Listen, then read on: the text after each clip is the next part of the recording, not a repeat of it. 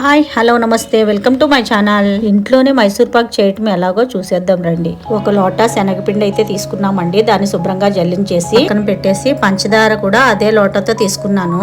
ఈ పంచదారలో చిన్న glass water అయితే పోసాము. అది స్టవ్ మీద పెట్టి సేమ్ అదే లోటతో ఆయిల్ తీసుకున్నాము. దాంట్లో కొంచెం నెయ్యి అయితే పోసాము.